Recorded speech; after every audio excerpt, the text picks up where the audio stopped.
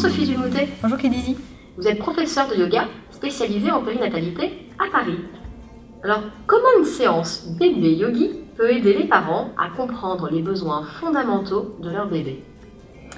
Alors, la séance bébé yogi, c'est une séance qui dure à peu près 2 heures. Et sur ces 2 heures, on va expliquer quel est le développement naturel d'un bébé. L'idée, c'est de comprendre qu'un bébé, c'est un yogi, c'est un vrai maître de yoga, de comprendre l'intelligence des bébés. Ils font aussi de l'hypnose, ils sont en ouverture permanente, c'est-à-dire qu'on n'a pas besoin d'éveiller un bébé. Un bébé est naturellement éveillé, il faut bien se rendre compte que son cerveau double de volume en 1 an, ce qui est énorme. Et donc à partir de ces données très très simples, on va dérouler l'évolution du bébé sur à peu près 2 ans, puisque voilà. C'est une séance aussi très intéressante puisqu'on mélange les femmes enceintes, c'est-à-dire que j'invite des femmes enceintes et des jeunes mamans à venir faire cette séance. Les personnes font la séance quand ils le sentent, quand ils en ont envie. Et comme c'est à partir de la naissance, voilà pourquoi il y a des femmes enceintes. Et c'est sympa parce que déjà elles échangent, les femmes enceintes voient ce que vivent les jeunes mamans. Et ça permet de faire des échanges déjà entre les mamans. Donc déjà les femmes enceintes vont comprendre ce qui se passe quand elles vont voir les mamans avec le bébé dans les bras. Comment déjà on saisit, comment on prend un bébé dans les bras. Donc on va développer, je développe l'évolution naturelle des bébés sur 2 ans. Donc du moment où il naît à peu près jusqu'à 2 ans. Donc il y a la phase, les 3 premiers mois où le bébé est très enveloppé. Après il y a la phase où il va commencer vraiment à s'ouvrir au monde à partir de 3 mois. Déjà avant, mais en particulier à partir de 3 mois. Et puis le moment où il va commencer à bouger, à rouler, à tourner, etc. Le moment où il va commencer à marcher. Donc j'explique toutes ces phases en montrant en parallèle comment prendre un bébé dans ses bras suivant le stade psychomoteur où il est. Donc on ne va pas prendre un bébé dans les bras de la même manière quand il a 2 mois que quand il a 4, 6 ou 1 an. Et l'objectif c'est d'augmenter l'autonomie du bébé. Donc d'écouter la manière dont un bébé réagit dans les mains pour se diriger dans le sens de son développement moteur. Par exemple, voilà, les ostéopathes le diront, il faut éviter de prendre un bébé sous les bras comme ça, comme un cobaye, voilà, avec les jambes qui pendent, parce que ça vient serrer trop sa cage thoracique. Donc je montre comment prendre avec la base, la tête, etc., comment bien prendre un bébé dans les bras, pour qu'il soit le plus autonome possible.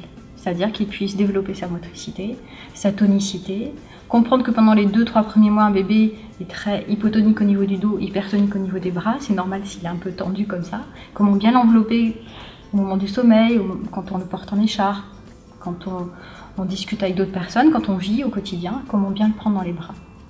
Comment aussi le changer tout simplement, parce qu'on change 10 fois par jour, c'est tout bête, mais on ne soulève pas un petit bébé par les pieds, on le roule délicatement et on évite de le saisir comme un petit gibier. Voilà. Et puis après, quand le bébé commence à développer son ouverture au monde et sa motricité, on va faire attention à la manière de le positionner dans l'espace. Par exemple, on va le laisser regarder son environnement le plus possible. On va le laisser rouler sur le côté, on va le laisser lui-même, on ne va pas le mettre assis tout de suite, c'est lui qui va décider du moment où il va être assis, c'est lui qui va décider du moment où il va marcher, vous n'allez pas le faire marcher et vous faire mal au dos en même temps, c'est pratique.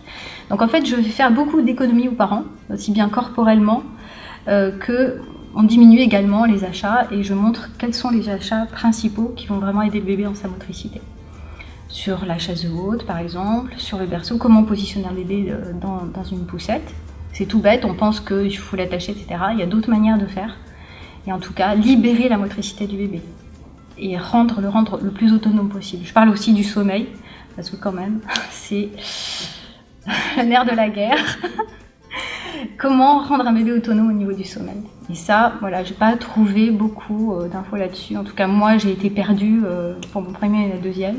Et j'ai voulu justement donner les infos que j'avais emmagasinées à droite à gauche et qui permettent d'utiliser, par exemple, l'hypnose sur soi-même et donc sur le bébé. Et donc on apprend également ça, voilà, comment faire en sorte et comprendre à quel point le bébé est intelligent, comment le bébé perçoit les émotions des parents et comment il veut les aider. Parce qu'un bébé veut vous aider, absolument.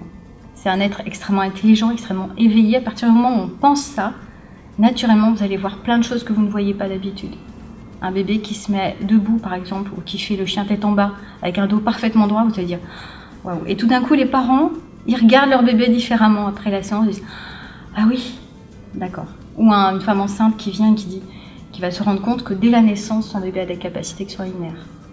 Voilà. Et c'est ça que je veux allumer la flamme dans les yeux des parents, qui se disent mon bébé est formidable. Il n'est pas fragile, mais il faut que j'aille dans le sens de son développement. Mais en tout cas, c'est un être extraordinaire dès la naissance.